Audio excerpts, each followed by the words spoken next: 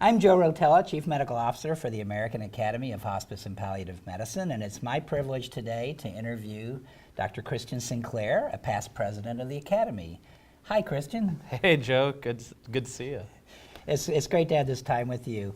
Can you tell us what years you were president and what were some of the big issues during your term? Yeah, so I came into the AAHPM presidency in 2016 in March and through February of 2017. And at that time, some of the big things that were really starting to come up was this idea of alternative payment model and starting to bring together the experts to figure out how can we really pay for palliative care, not just the physician aspect of care, but the care of the whole patient, and really focusing on that interdisciplinary team model that is a core of what we do in our profession. So getting that off the ground in 2016 with some early meetings, and then, I mean, it's come so far that pretty soon things are going to be heard in Washington, D.C., and maybe next year we'll find out what it really is going to look like. How do you see that changing the way that we can care for our patients? I think the most basic thing to do is look back at the Medicare hospice benefit. Will this be as revolutionary as that? I think that's a pretty hard level to get to, but the fact that there will be a way to put the value with money behind the care that we value, I think is really going to be something that opens up access to palliative care to further upstream and to people who still may not even know what palliative care is and know that they may benefit from it.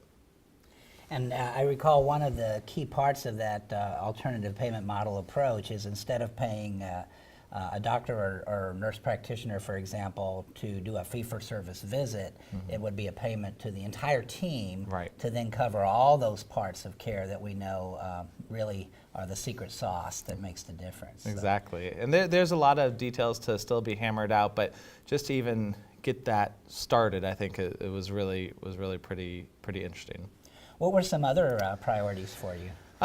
Just really reinforcing some of the new media with more video being involved in what the Academy does, like the HPMQ was started a little bit before my presidency, but being involved with the Academy and sharing ideas of what we could really do with video and social media to get our great information, great work that we're doing out there, not only to our members, but to the wider public. And I really appreciate how responsive the Academy has been to some of those early ideas, and that they've taken it to places I hadn't even thought of. And so really just kind of mentoring and collaborating with the Academy staff to see that through. And a lot of them feature some of a lot of our members, and so even like the HPMQ, to see experts talking about use of Haldol or taking care of patients with the LGBT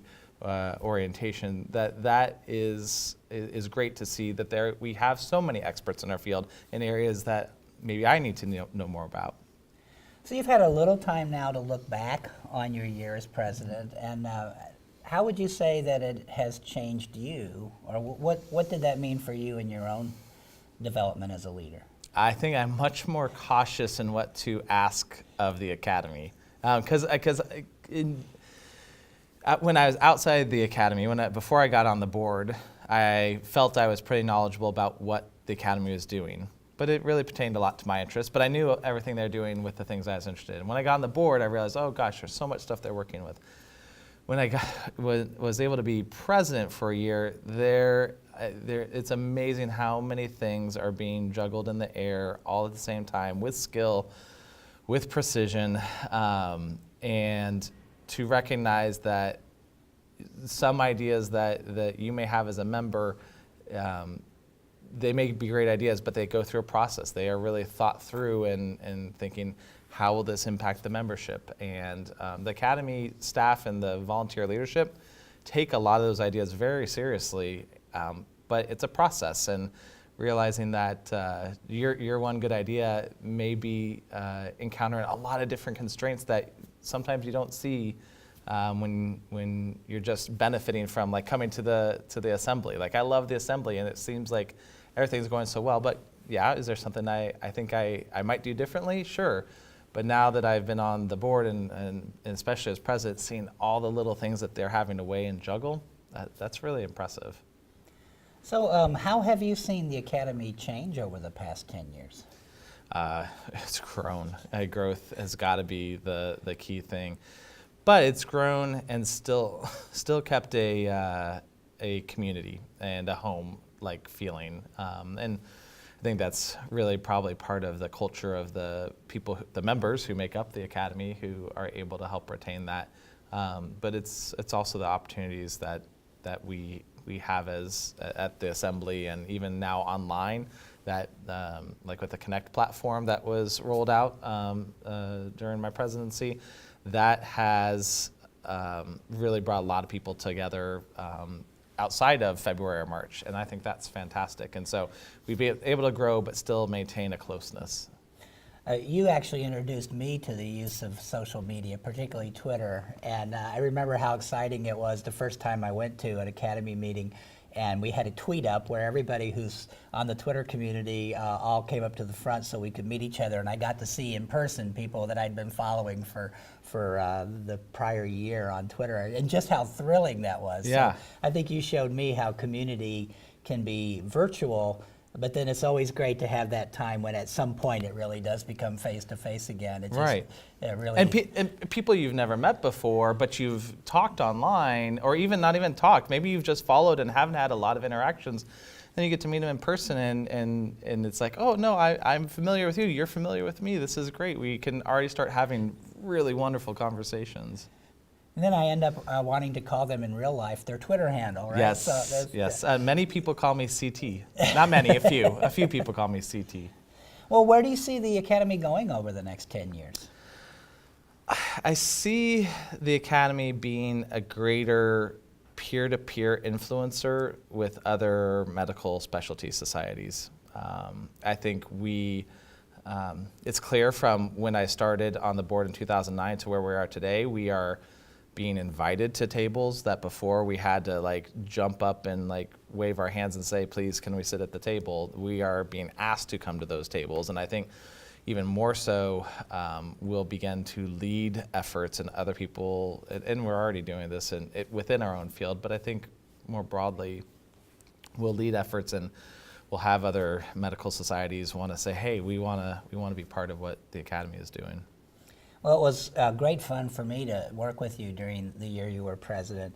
And in particular, you brought a special gift, and that was, when we have our fall board meeting, we'll always have some sort of an event that's more of a team building, fun Right. event to build that community.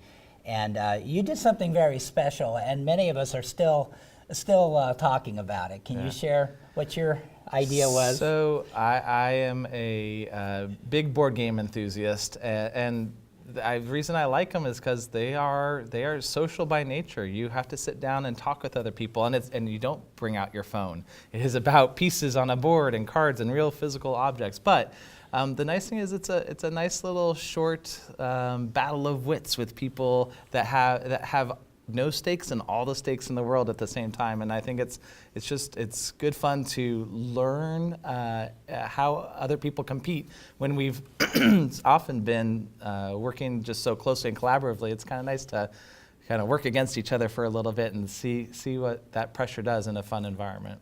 Well, and you even introduced us to other kinds of board games that are actually collaborative problem-solving games where Yes. you all win or lose together. Yes. And it was really kind of fun to do that. Well, you brought such a great energy and fresh perspective and wealth of ideas to the Academy in your role as president.